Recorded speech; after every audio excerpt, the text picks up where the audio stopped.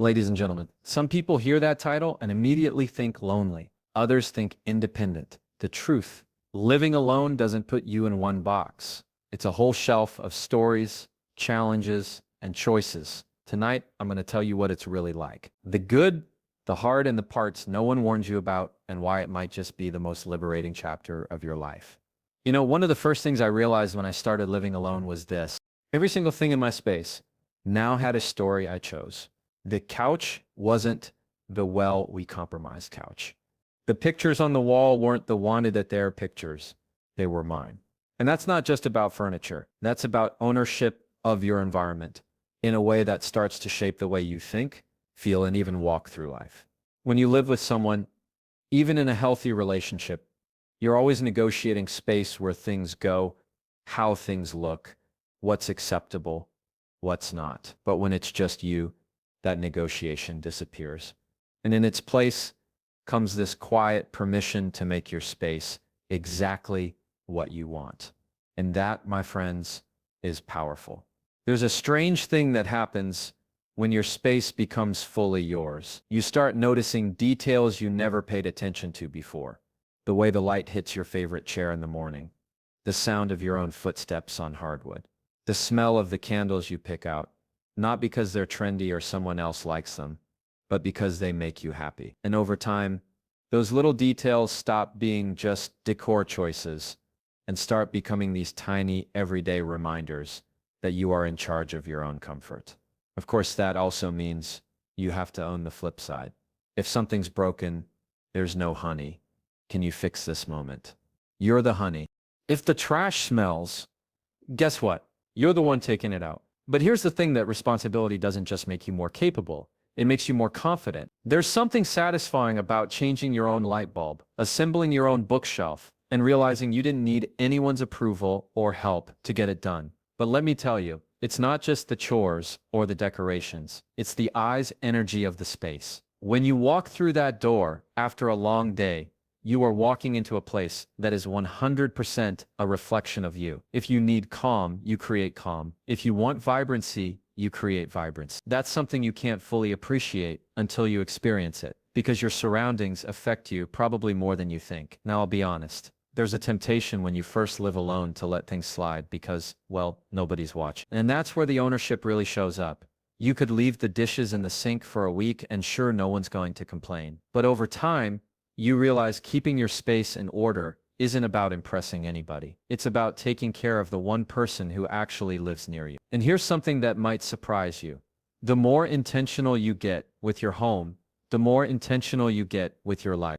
You start asking, do I really want this in my space? And that question spills over into relationships, habits, and even your own self-talk.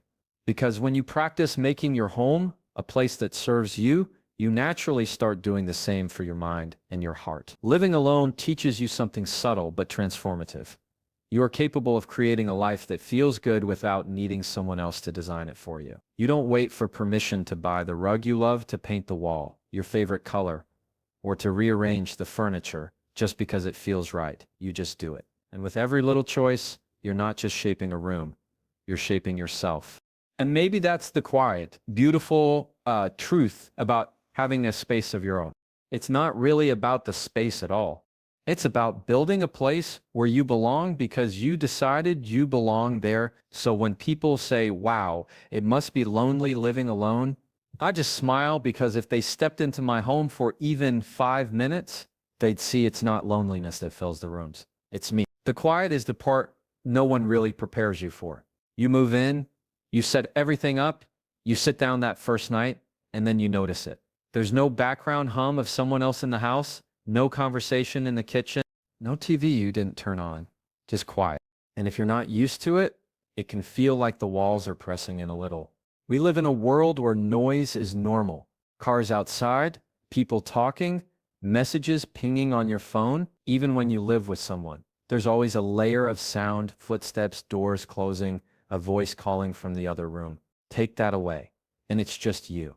And in the beginning, that silence can feel like a challenge. Your brain almost wants to fill it. Turn on the TV, play some music, call someone, scroll endlessly. anything to avoid being alone with it. But here's what I learned. The quiet isn't empty. It's not a void you have to fill. It's actually space.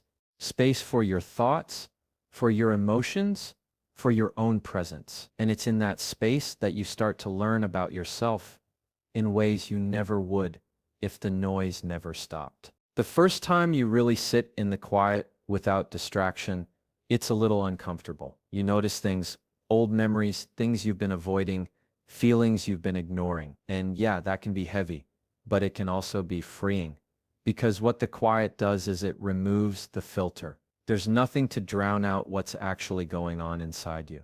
And that honesty, even when it's hard, is the beginning of real growth. At some point, the quiet stops feeling like silence and starts feeling like peace. You start to crave it instead of being something you rush to escape. It becomes a space you look forward to. You make a cup of tea, sit in your favorite spot, and you just exist. And you realize, I'm okay here. I'm okay with me. That shift changes everything. Because when you're okay with the quiet, you're no longer afraid of it. You don't need constant noise, constant people, constant validation to feel secure. You carry that security inside you, and that's a kind of independence no one can take away. Now, let me be clear. It's not about becoming some hermit who avoids the world. It's about balance. When you live alone, you can have moments of connection and moments of solitude without feeling like one has to replace the other. The quiet becomes a choice instead of a punishment. And you start to notice how it changes the way you show up in the rest of your life. When you've had time to be still, to think, to recharge in the quiet, you bring a different energy to your friendships, your work, your conversations. You're more grounded. You listen better. You don't need to dominate the space because you've already made peace with the one inside your own four walls. Some people will always see the quiet as a sign of loneliness. And sure, there are days when you feel the absence of another person's voice, but the truth is, loneliness isn't about the absence of people. It's about the absence of connection. And when you start connecting deeply with yourself, that loneliness loses its grip. What's interesting is, once you've made peace with the quiet, you can also share it. You can sit with someone without feeling the need to fill every second with words. You can be in the same room with a friend, reading or sipping coffee, and it's just as rich as the loudest night out. That's when you know the quiet isn't just something you've gotten used to. It's something you've mastered. And maybe that's one of the most unexpected gifts of living alone. You walk in thinking the quiet might swallow you, but somewhere along the way you learn it's been holding you the whole time. One of the biggest misconceptions about living alone is that it automatically means you're isolated. People hear you don't have a partner in the house, and they imagine you spending every night staring out a window just waiting for someone to show up. But that's not how it works. Living alone doesn't mean you cut yourself off from the world. It just means you get to choose how and when you connect with it. When you live with a partner, there's often a built-in sense of companionship. Someone to talk to about your day, someone to eat dinner with, someone to watch a show with before bed. And yeah, that can be great. But when you don't have that default person, you start to build connection in a different way. You learn to reach out to make plans to create a community that's not dependent on one individual. And here's the thing, those connections can actually feel richer because they're intentional. You're not hanging out with someone just because you happen to share a lease or a last name. You're investing your time and energy into people who genuinely add value to your life. You start to see your friendships not as extras, but as vital, chosen relationships. It also shifts the way you see your own role in other people's lives. You're not just the plus one or the and spouse in someone else's story. You're a full person showing up as yourself. And when you show up that way, people start to respond to you differently. They invite you because they want you there, not just because it's expected. Now, building that kind of independence in relationships doesn't happen overnight. At first, you might feel a little left out. You might scroll through social media and see couples doing couple things. And there's a part of you that wonders if you're missing out. But then you realize something. They're making those memories within their circle, and you're making yours within yours. One isn't better than the other. They're just different. Living alone also pushes you to try new things. Maybe you join a book club or take a cooking class or start volunteering somewhere. You meet people in all these different spaces who might never have crossed your path otherwise. And slowly you start building this network of connections, friends, neighbors, coworkers, people who know you, see you, and care about you. And here's a funny little side effect. You start enjoying your own company more, which actually makes your relationship stronger because you're not looking to someone else to fix your boredom or fill your time. You're coming into each interaction as a whole person, not as someone who's trying to get patched up by another human being. That makes your conversations more real, your laughter more genuine, and your presence more valued. I think sometimes we forget that one person can't and shouldn't be our everything. It's a lot of pressure to put on a relationship expecting that one person to meet every emotional, social, and practical need we have. Living alone forces you to spread that out, to recognize that connection comes in many forms. Some days it's a long phone call with your best friend. Some days it's a wave and a quick chat with the barista who knows your coffee order. Some days it's a deep conversation with someone you just met at an event, and all of that counts. When you live alone, you realize you can still have a full, vibrant social life. It just doesn't revolve around a single person. And that's freeing. It means you can build a life that's flexible, resilient, and rich in different kinds of love and support. So no, independence doesn't mean isolation. It means learning how to connect in ways that are authentic, balanced, and sustainable. It's not about living in a bubble. It's about creating a life where you're surrounded by people because you chose, not because you needed them to keep you from feeling alone. When you live alone, there's no one else to hand the bills to, no one to split the rent with, no one to remind you the car needs servicing or that you're almost out of laundry detergent. Every piece of your day, today, life lands squarely in your lap. And while that can sound intimidating, it's actually one of the most empowering parts of the whole experience because you start to realize just how capable you really are. The first time you sit down with a stack of bills and know it's all on you, there's this little voice that might say, what if I can't do this? But then you do it. You figure it out. You track your expenses. You make a budget. You decide where your money goes. And the thing is, it's not just about paying for the roof over your head. It's about understanding what that roof represents. It's proof that you can take care of yourself, that you can make decisions and live with the results. And it's not just financial responsibility. It's personal responsibility. If something breaks, you don't get to shrug and say, that's not my job. It's all your job. From unclogging a sink to replacing the batteries in the smoke detector, you become the one who notices, the one who acts, the one who fixes. You might not know how to do everything right away, but you learn. You watch a video, you ask a friend, you figure it out. And every time you solve a problem, you build a little more confidence in your ability to handle the next one. Of course, personal responsibility isn't just about the things you can touch. It's about the choices you make for your own well-being. No one's here to tell you to go to bed early or eat a vegetable once in a while. No one's going to say, hey, maybe you shouldn't watch 6 hours of TV and call that dinner. It's on you to set the boundaries, the routines, the habits that keep you healthy and moving forward. And that's where the real growth happens. Because when there's no safety net, you start thinking ahead. You ask yourself, what do I need to do today to make sure tomorrow is easier? You pay attention to the details because you know if you don't, no one else will. That level of awareness doesn't just make you more responsible. It makes you more intentional. Now, there will be moments when you wish you had someone else to carry the load. Days when the fridge stops working, or the car won't start, or the tax bill comes in higher than you expected, and you feel that weight pressing down. But here's the thing. When you get through those moments, you don't just come out with the problem solved. You come out with proof. Proof that you didn't give up. Proof that you're stronger than you thought.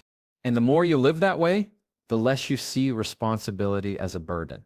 And the more you see it as freedom, because responsibility gives you control.